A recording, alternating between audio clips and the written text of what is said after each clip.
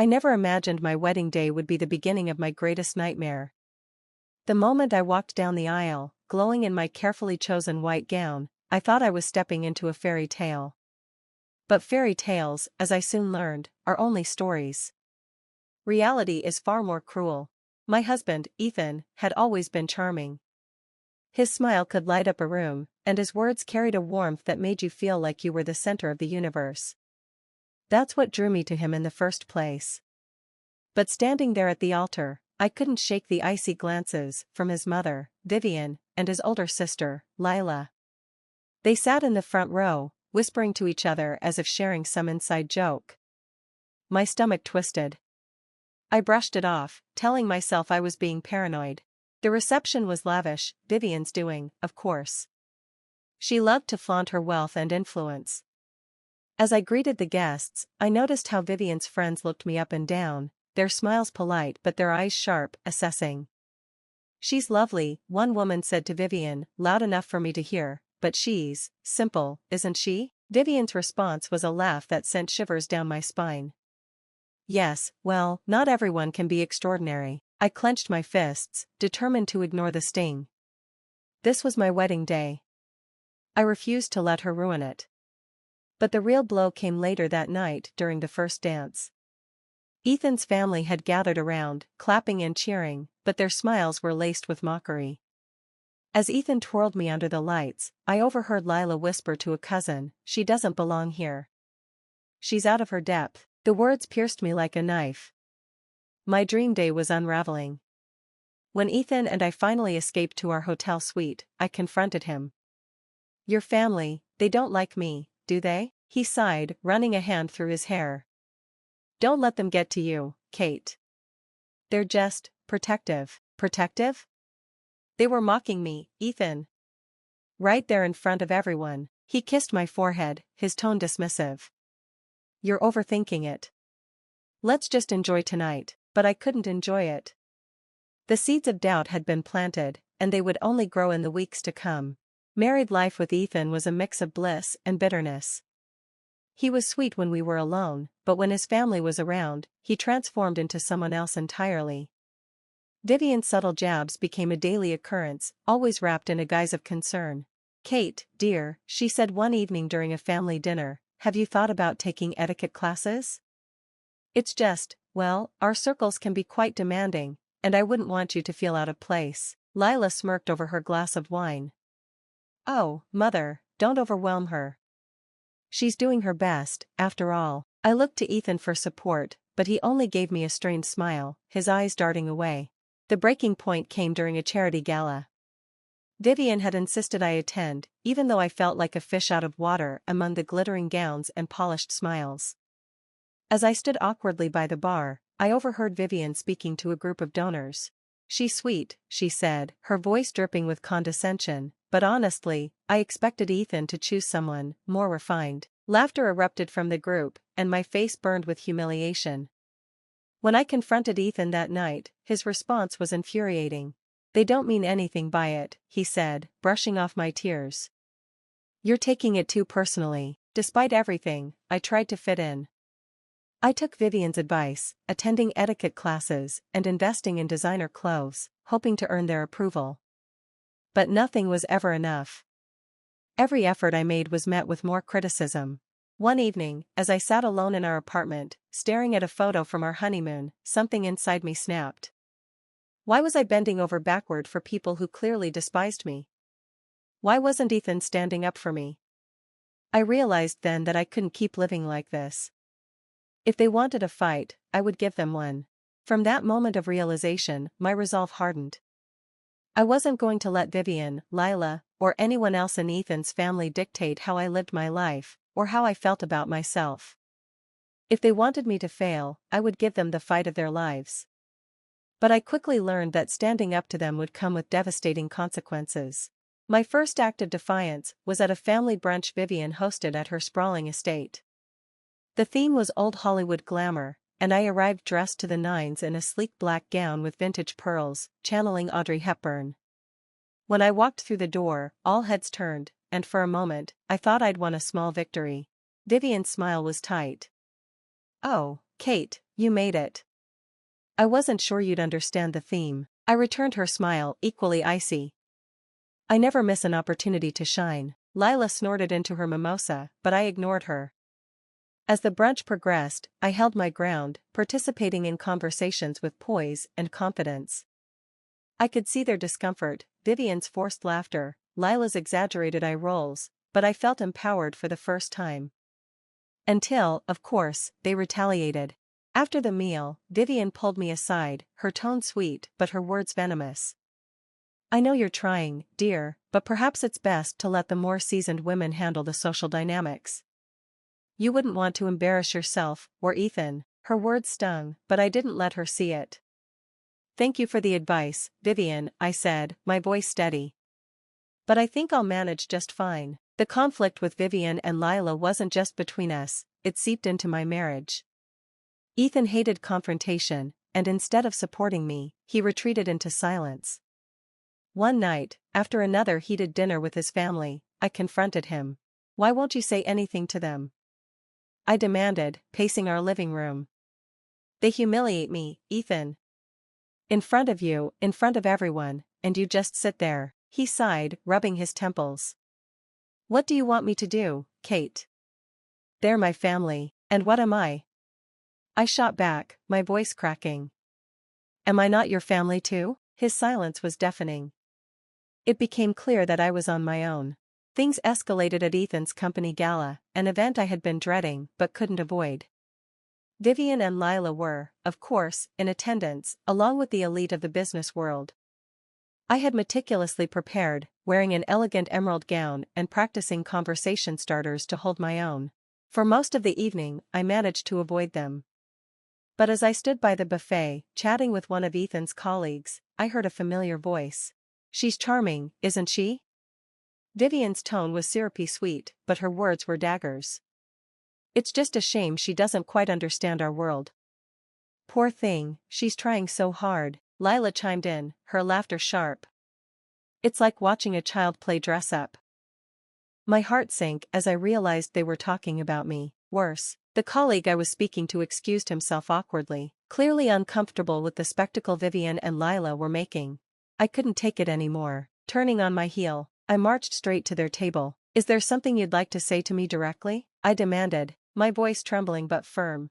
The room fell silent. Vivian looked up at me with feigned surprise. Kate, dear, what are you talking about?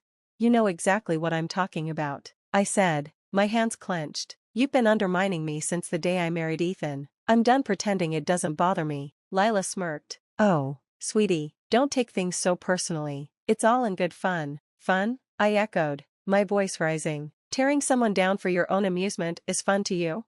Before they could respond, I turned to Ethan, who had been standing frozen by the bar. And you, I said, my voice breaking, are you really going to just stand there and let this happen?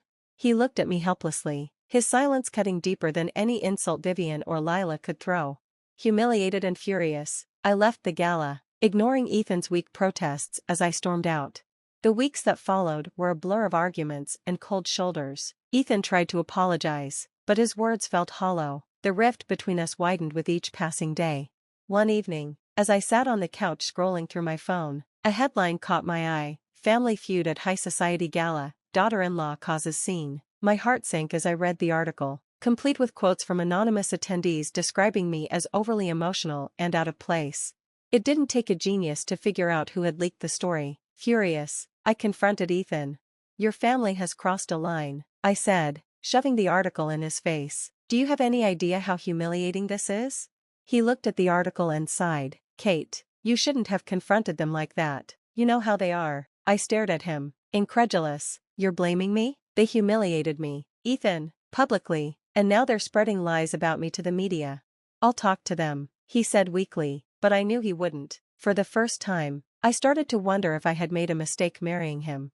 Just when I thought I couldn't take it anymore, an unexpected lifeline appeared in the form of Ethan's younger brother, Adam. Unlike the rest of the family, Adam had always been kind to me, but he mostly kept to himself, avoiding the drama that surrounded Vivian and Lila. One afternoon, he called me out of the blue. I heard about the gala, he said, his voice sympathetic. I just wanted to say I'm sorry for how they treated you. It's not right. His words brought tears to my eyes. Thank you, Adam, that means more than you know. You don't deserve this, Kate, he continued, and you're not alone. If there's anything I can do, just let me know. For the first time in weeks, I felt a glimmer of hope. Maybe, just maybe, I wasn't as alone as I thought. In the weeks that followed, Adam's words lingered in my mind. I had been so consumed by Vivian and Lila's hostility, by Ethan's passivity, that I hadn't considered I might have allies, even within their family. That small spark of hope was enough to keep me going, though I wasn't sure where it would lead. It started with a conversation I didn't realize I needed. Adam invited me for coffee, a rare gesture that I accepted with hesitation. We met at a cozy cafe on the edge of town, far removed from the world of high society luncheons and gala drama.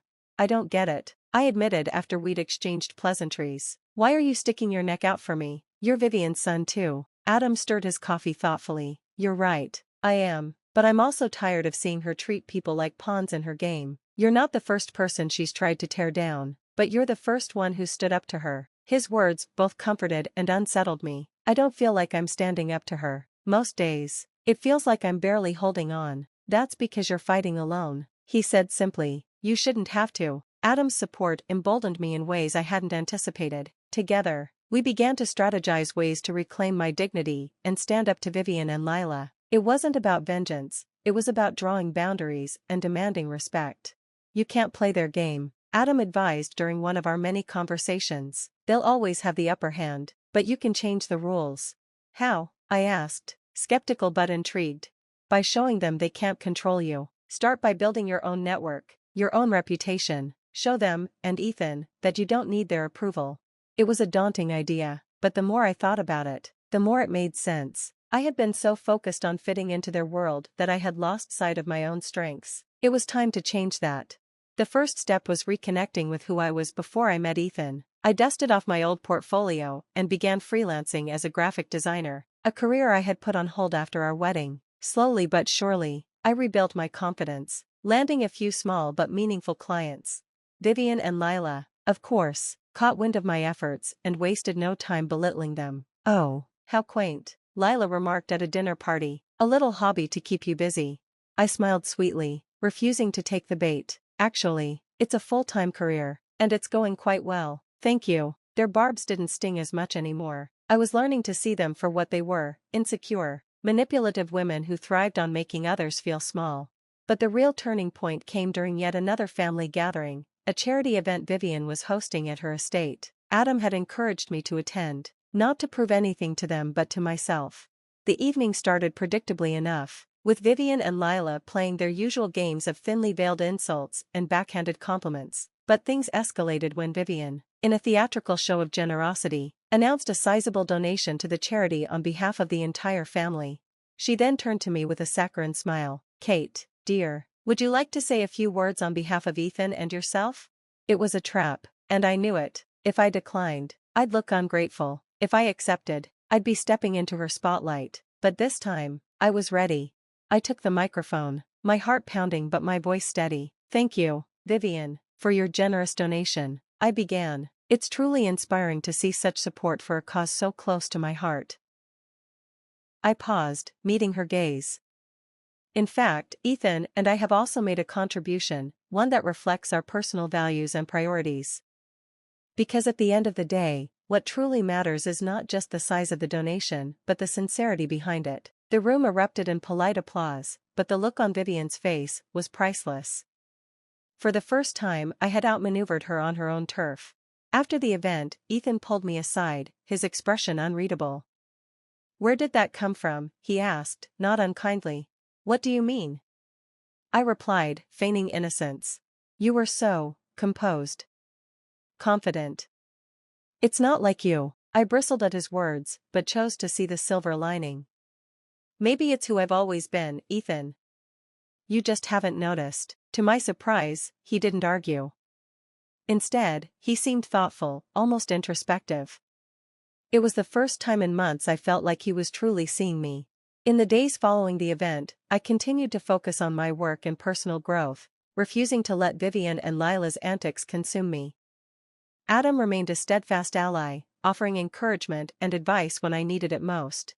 But the real breakthrough came when Ethan finally confronted his mother. "I'd been thinking about what you said at the event," he told me one evening. "And you're right. I've let them control us too much. That stops now." Hearing those words felt like a weight lifting off my shoulders. For the first time, it felt like we were on the same team. Vivian and Lila didn't change overnight, of course. But they began to sense that their grip on Ethan, and me, was loosening. I stopped engaging with their drama, and Ethan started standing up for me in small but meaningful ways. It wasn't a perfect resolution, but it was progress. And for the first time in a long time, I felt hopeful about the future. Vivian's control didn't dissipate easily. True to form, she staged one last attempt to reassert her dominance. She orchestrated a lavish gala under the guise of celebrating Ethan's business success, but used it as an opportunity to showcase her influence over her family. As the night unfolded, it became clear that I was the centerpiece of her unspoken narrative. She made subtle jabs about my career, my background, and even our marriage. Lila, ever her mother's loyal soldier, followed suit. But this time, I didn't crumble. "I have to hand it to you, Vivian," I said, my voice calm but firm. "You know how to command attention. But I think it's time we all stop pretending that your way is the only way." The room fell silent, the weight of my words settling over the crowd. Vivian's eyes narrowed, her composure slipping for just a moment before she recovered with a brittle smile. "I only want what's best for my son," she replied, her tone icy. "And so do I said. "But what's best for him, and for us, is to build a life on our terms, not yours." To my surprise and relief, Ethan stepped forward, his hand gently resting on my shoulder. "Kate's right," he said, his voice steady. "It's time I stop letting you dictate how we live our lives. I love you, Mom, but we're building something together, and we need space to do that." Vivian looked as though she'd been struck. For years, she had wielded her authority without question, and now her son, the one she'd always counted on, was drawing a line. The power dynamic shifted in that moment, and everyone in the room felt it. Life didn't transform overnight, but the changes were palpable. Vivian and Lila, while still formidable, no longer had the same hold over us. They tested boundaries occasionally, but Ethan and I held firm, presenting a united front. My career flourished as I took on bigger projects and found a supportive community of peers and mentors. Ethan, inspired by my independence, started exploring ways to step out of his mother's shadow in his own professional life. Our relationship grew stronger too. We learned to communicate better, to lean on each other rather than pulling away when things got tough. The challenges we had faced together became the foundation for something deeper and more resilient. Adam remained a trusted confidant, offering wisdom and humor when we needed it most. He even helped bridge the gap between us and Vivian, softening her sharp edges over time. "She'll never admit it," Adam told me one day, "but she respects you. You stood up to her in a way no one else ever has." It wasn't the kind of victory I had once imagined, there were no dramatic apologies or sudden transformations. But I had learned that true strength didn't come from forcing others to change. It came from staying true to myself, no matter the opposition. One afternoon, as I worked on a new design project in the home office Ethan and I had renovated together, I paused to take it all in.